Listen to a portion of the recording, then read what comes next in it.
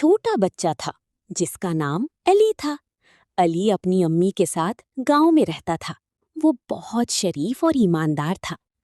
ایک دن علی بازار جا رہا تھا کہ اسے راستے میں ایک پرس ملا۔ اس میں بہت سارے پیسے تھے۔ علی نے سوچا، میں یہ پیسے رکھ لوں یا واپس کر دوں؟ پھر اسے یاد آیا کہ اسلام میں ایمانداری سب سے بڑی چیز ہے۔ علی نے فیصلہ کیا کہ وہ پرس اس کے اصلی مالک کو واپس کرے گا۔ وہ مسجد گیا اور وہاں لوگوں سے پوچھا، کیا کسی کا پرس کھو گیا ہے؟ ایک انکل فوراً رو پڑے اور بولے، ہاں بیٹا، میرا پرس کھو گیا تھا۔ علی نے انہیں پرس دے دیا۔ انکل بہت خوش ہوئے اور بولے، اللہ تمہیں اس کا اجر دے گا۔ علی گھر واپس آیا تو اس کی امی نے اسے دعا دی، بیٹا، سچائی اور ایمانداری ہمیشہ انسان کو کامیاب بناتی ہے۔